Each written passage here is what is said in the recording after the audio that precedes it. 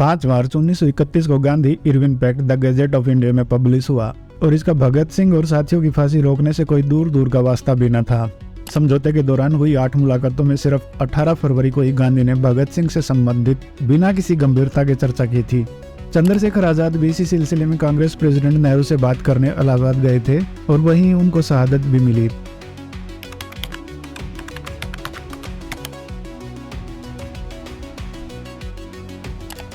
नौ मार्च जब गांधी अपने गृह नगर अहमदाबाद गए तो किसी ने उनके ऊपर एक जूता फेंका जो चूक कर एक सब इंस्पेक्टर को लगा। 10 मार्च को शाम को एक जलसे में लगभग 6000 लोग विरोध में काली टोपी पहने हुए थे। श्रोता कुछ राउडी थे और गांधी बड़ी मुश्किल से मंच पर पहुंचे। उनका भाषण बहुत कम लोगों ने सुना। समझौते के बाद गांधी को अपने खिलाफ प्रदर्शन और अन्य प्रमुख नेताओं के बेरुखे रवैये को देखकर भगत सिंह के मसले को सीरियसली न लेने की असलियत का एहसास हुआ।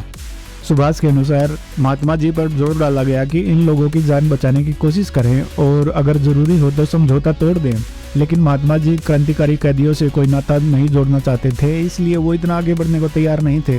इस बात से बिल्कुल बहुत फर्क पड़ गया था क्योंकि वायसराय ने समझ लिया था कि इस मामले पर महात्मा जी पैक्ट को नहीं तोड़ेंगे। गांधी ने किसी भी अप्रिय घटना से बचने के लिए एक तरफ तो द्विअर्थी बयानबाजी जारी रखी, दूसरी तरफ एहतियाती उपाय भी करने आरंभ कर दिए क्योंकि इससे आशंका हो गई थी कि कहीं कराची कांग्रेस अधिवेशन में उग्रवादी घटक दिल्ली समझौते का अनुमोदन न होने दें। सीआईडी की रिपोर्ट्स के अनुसार डर के कारण कांग्रेसी नेताओं ने भगत सिंह का केस लिया है।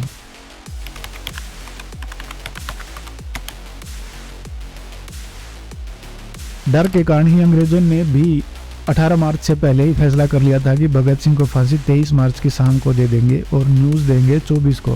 बॉम्बे से वापस आकर अपनी मुश्किलों को देखते हुए गांधी वायसराय के साथ 19 मार्च की मुलाकात में एक बार फिर भगत सिंह पर बात करने को मजबूर हुए और यह मुलाकात भी दिल्ली समझौते को अमली रूप देने के लिए हुई थी, न कि कोई स्पेशल मुलाकात भगत सिंह को लेकर। इस बार भी गांधी सजा को केवल कांग्रेस के कराची सेशन तक ही मुलतवी करवाना चाहते थे। एक बार फिर बात कैजुअल ही थी।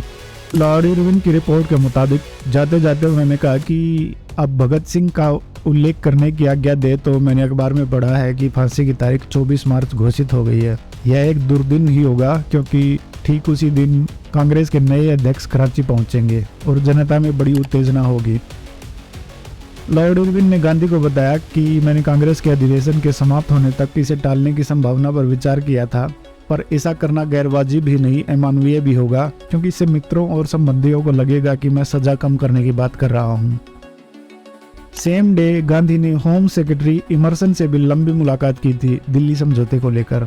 भगत सिंह के संबंध में इमर्सन का मत था इस मामले में वो कोई विशेष चिंतित नहीं लगते थे। वैसे तो गांधी ने तमाम उम्र चंद्रशेखर आजाद पर कोई बात नहीं की, पर इमर्सन ने उन्हें बताया कि दिल्ली में आजाद को लेकर प्रदर्शन हो रहे हैं। इमर्सन ने गांधी को कहा कि क्रांतिकारियों के मामले में दिल्ली में जो प्रदर्शन हो रहे हैं उन्हें कुछ करना चाहिए। गांधी ने प्रॉमिस किया वो जो कर सकते हैं करेंगे। 20 मार्च को होम सेक्रेटरी इमर्सन ने गांधी को फिर खत लिखा कि सुभाष बोस आज शाम भगत सिंह की फांसी के विरोध में एक सभा को भाषण देंगे और गवर्नमेंट आपकी आभारी होगी अगर आप इसे टालने में और हालात को संभालने में कोई मदद करें तो। गांधी ने जवाबी खत में कहा, मैंने इस बारे में पहले ही हर संभव उपाय कर लिए हैं और सलाह दी लोगों के गुस्से को मीटिंग्स भाषण आदि में ही निकलने दें। बोस ने लिखा तो मिस एलन विल्किंसन उन्हें अंग्रेजों का बेस्ट पुलिसमैन कहती थी। सुखदेव ने भी अपने खत में लिखा, आपके कुछ बयानों का मतलब निकलता है कि आप क्रांति आंदोलन को कुचलने में नौकरशाही का साथ दे रहे हैं। 20 मार्च को नौजवान भारत सभा के लोग भी गांधी से मिलने आए, पर उनको कहा गया कि जो कुछ किया जा सकता था किया जा चुका है। ऐसा जवाब सुनकर वे लोग बड़ी नाराजगी से गए। गांधी ने 21 मार्च को एक कराची स्वागत समिति को टेलीग्राम भेज दिया था कि सरदार भगत सिंह की फांसियों को देखते हुए जिनकी जल्दी होने की संभावना है सभी प्रदर्शन और जल्द से रद्द कर दिए जाएं। गांधी इरविन से 21 और 22 मार्च को भी मिले, पर ये मुलाकातें किसी और सिलसिले में हुई थी। संभव है 22 मार्च की मुलाकात में गांधी ने भगत सिंह के बारे में बात की हो, पर इसका कोई रिकॉर्ड नहीं है। हालांकि अब कोई फायदा नहीं होने वाला था, पर कराची जाने के लिए ट्रेन में बैठने से पहले 23 मार्च को गांधी ने एक बार फिर खत लिखकर वायसराय से फांसी की सजा स्थगित करने का आग्रह किया। इस लेटर की लैंग्वेज में कराची में जो होने वाला था उसका साफ पूर्वाभास था। गांधी ने दुआई दी, अकारण ही मेरी स्थिति को भविष्य के लिए और ज्यादा कठिन न बनाइए। यूं ही वह कुछ सरल नहीं है। क्रांतिकारी दल ने मुझे आश्वासन दिया है कि यदि इन लोगों की जान बख्श दी जाए तो यह दल अपनी कार्यवाही अब बंद कर देगा। संभव है कि आंतरिक शांति की स्थापना में सहायता मिले। जनमत सही हो या गलत, सजा में रियायत चाहता है। वायसराय ने उसी दिन कॉन्फिडेंशियल लेटर से पिछले जवाब को ही रिपीट कर दिया।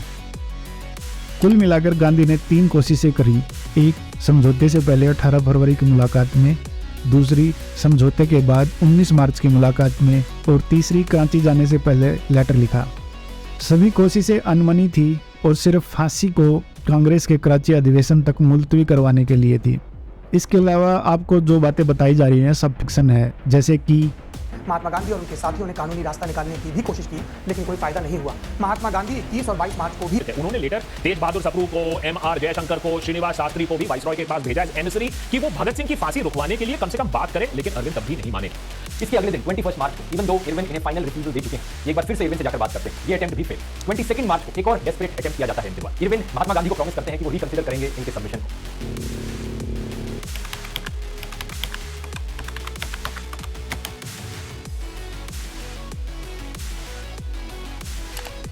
गांधी इरविन समझौते के 18 दिन बाद 23 मार्च को भगत सिंह, सुखदेव और राजगुरु को फांसी दे दी गई। इंटेलिजेंस ब्यूरो की secret report terrorism in India में तो यहाँ तक कहा गया कि कुछ समय के लिए तो भगत सिंह ने उस समय के अग्रणी राजनीतिक व्यक्तित्व के रूप में गांधी को भी मात दे दी थी। गांधी के सहयोगी सीतारामैया ने भी इसका अनुमोदन किया है।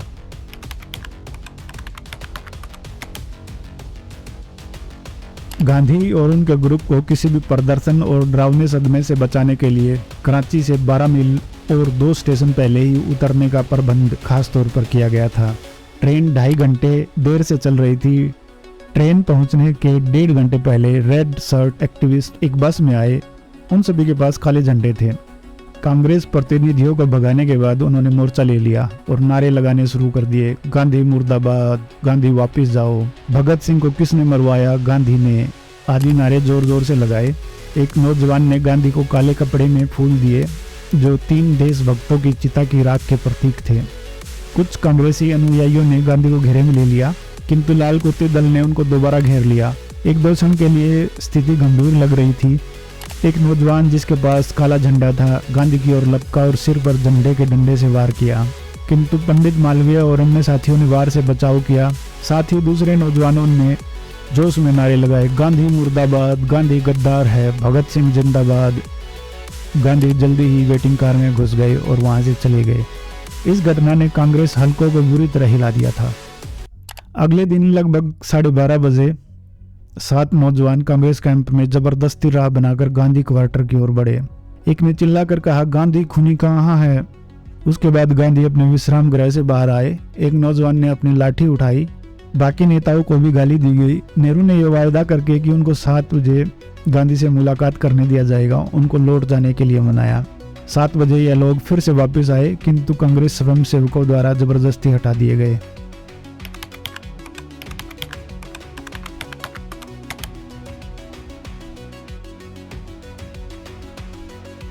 कांग्रेस कैंप के बारे में द टाइम्स लंदन के संवाददाता ने लिखा, आज भगत सिंह और उनके साथियों की फांसी ने या कराची में दूसरे मुद्दों को ढक लिया है। कांग्रेस का झंडा राष्ट्रीय झंडा ट्रिब्यून के अनुसार कांग्रेस नगर पर आधा झुका हुआ है। कांग्रेस समागम स्थल की दीवार 2 द्वारों से जुड़ी हुई थी, जिनमें एक का नाम शहीद द्वार था, जो चमकीले पीले रंग का था। अंदर जाते हुए हमें शहीद द्वार पर रोक लिया गया और प्रवेश से पहले हमें भगत सिंह के सम्मान में टोप उतारने के लिए कहा गया। स्वाभाविक था, हमने वैसा ही किया। The 1931 Congress met in Karachi on March 29. Black flag demonstrations and slogans of Bhagat Singh Zindabad greeted Gandhiji and the Congress leaders. भक्तों की याद मना रहे हैं।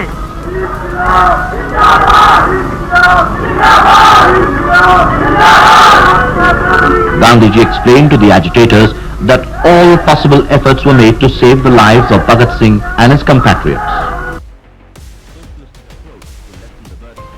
The Gandhi-Irwin Pact was ratified. Karachi में गांधी का पहला लक्ष्य खुद को री-एस्टेब्लिश करना था और जिसके लिए उन्होंने पहले से ही तैयारी कर रखी थी। सुभाष बोस ने लिखा, कांग्रेस प्रेसिडेंट के चुनाव की सामान्य संवैधानिक प्रक्रिया को छोड़कर अपनी पसंद का प्रेसिडेंट बनवा दिया गया था। सभी प्रोविंसेस से बड़ी संख्या में वो ही डेलीगेट चुने गए थे जो गांधी के समर्थक थे, जो महात्मा के सपोर्ट में थे। उनके लिए फंड्स की कोई कमी नहीं थी, विरोधियों के लिए कुछ भी नहीं। कई को तो अभी जेल से भी नहीं छोड़ा गया था। गांधी ने पत्रकारों को संबोधित करते हुए यहाँ तक धमकी दी कि अगर समझौता रेटिफाई नहीं हुआ तो वो संन्यास ले लेंगे। द टाइम्स की रिपोर्टिंग थी, यह कॉमन सीक्रेट है कि गांधी ने सजा कम करवाने के लिए पूरा जोर लगाने से मना कर दिया था। गांधी ने 26 मार्च को कांग्रेस का इनॉग्रल एड्रेस दिया, जो केवल भगत सिंह पर ही केंद्रित था। पर इतना काफी नहीं था। भगत सिंह के पिता और राजगुरु की माता को अपने बच्चों का शोक मनाने की बजाय इन हालत में कांग्रेस अधिवेशन में बुलाया गया। भगत सिंह के पिता से कांग्रेस लीडर्स की सपोर्ट में भाषण दिलवाया गया। बोस लिखते हैं, the tactics of the official were superb. इस अधिवेशन में गांधी द्वारा विशेष शब्दों के प्रयोग से स्वयं तैयार किया गया भगत सिंह और उनके साथियों की प्रशंसा में एक प्रस्ताव नेहरू द्वारा प्रस्तुत किया गया। प्रस्ताव को पास घोषित किया गया, किंतु अनेक कांग्रेसियों ने प्रस्ताव में प्रयोग किए गए शब्दों पर विरोध किया। V.S. शास्त्री का कहना था कि इन देशभक्तों की कांग्रेस अधूरे मन से क्यों प्रशंसा कर रही है।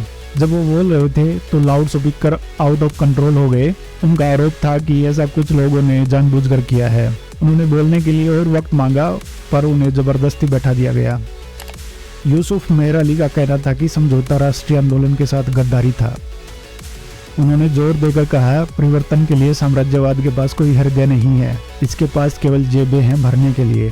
उन्होंने भविष्यवाणी की कि गोलमेज वार्ता विफल होगी और क्रांतिकारियों के कार्यों के लिए पुकार होगी। इसके थोड़े दिन बाद गांधी ने सर डार्सी लिंडसे को लिखा, सरदार भगत सिंह और उनके साथियों की फांसी को अनदेखा करना असंभव था, इसलिए कांग्रेस एक ऐसा प्रस्ताव पास करने पर मजबूर हो गई थी। लेकिन हम हिंसक क्रांतिकारी आंदोलन के विकास का प्रतिकार करने के लिए सब कुछ कर रहे हैं।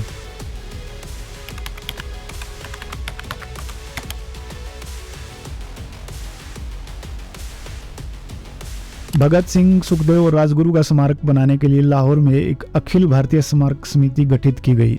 समिति ने गांधी और अन्य अखिल भारतीय नेताओं को सहयोग के लिए पत्र लिखा।